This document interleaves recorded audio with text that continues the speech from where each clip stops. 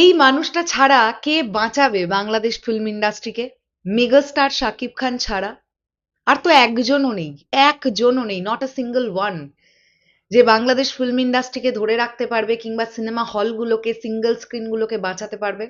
একটাই মানুষ আছেন, দা মেগাস্টার শাকিব খান। আজকের এই প্রথম ভিডিওটাতে এমন একটা বিষয় নিয়ে কথা বলবো, সাকিবিয়ান ভাইরা বোনেরা, আবারও আমরা প্রাউড ফিল করব আমাদের প্রাণপ্রিয় মেগাস্টার শাকিব খানকে কেন্দ্র করে। সিনেমাটার নাম হচ্ছে শিকারি। যে সময় সিঙ্গেল স্ক্রিনে চলার কোনো সিনেমা নেই, কারণ মেগাস্টার শাকিব খান এসে সোলজার কমপ্লিট করবেন, তারপর এই বছরই তো সোলজার রিলিজ পাওয়ার কথা শুনতে পাচ্ছি।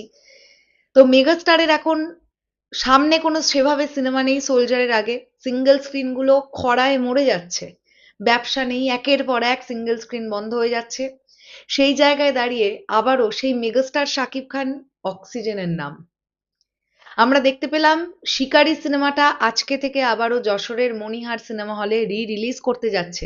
বাই দ্য ওয়ে, একটা বিষয় বলে দিই, গতকাল শ্রাবন্তীদির জন্মদিন ছিল, to belated happy birthday to you শ্রাবন্তীদি। আর মেগাস্টার শাকিব খান এবং শ্রাবন্তী জুটি সেই সময় প্রচন্ড হিট করেছিল। শিকারি সিনেমাটা বক্স অফিসে দারুণ চলেছিল, আমরা প্রত্যেকেই জানি। এবং আমি বারবারই যে কথাটা বলি যে যৌথ প্রযোজনায় কাজ হওয়া খুবই জরুরি। শোনো, একটা কথা বলি, যে প্রজেক্টের মধ্যে এসভিএফ যুক্ত থাকবে সেটাকে আমরা আর যৌথ প্রযোজনা বলতে পারছি না, তার কারণ এসভিএফ ও বাংলাদেশে অফিস খুলে ফেলেছে। তো এখন কিন্তু আর এসভিএফ চরকি আলফাই যখন একটা সিনেমা বানাচ্ছে তখন সেটা আমরা যৌথ প্রযোজনার সিনেমা বলতে পারবো কি? মানে দুই দেশের ভেঞ্চার্স বলতে পারবো কি? আমি জানি না।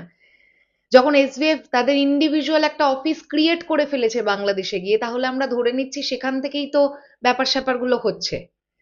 যদিও আমি এই বিষয়টা নিয়ে খুব একটা ক্লিয়ার নই যে এই ছবিগুলোকে যৌথ প্রযোজনার ছবি বা দুই দেশের মানে প্রযোজকেরা এই সিনেমায় ইনভলভ হচ্ছেন, এই ব্যাপারটা থাকবে কিনা জানি না।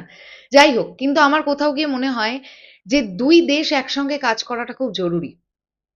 মানে বাংলাদেশের কোনো একটি প্রযোজনা সংস্থা, ভারতের বা পশ্চিম বাংলার কোনো একটি প্রযোজনা সংস্থা একসঙ্গে কোল্যাব করে কাজ হওয়াটা খুব জরুরি। তাতে করে সিনেমার বাজেট উন্নত হবে, গুণগত মান বাড়বে। ডেফিনেটলি এগুলো তো হবেই।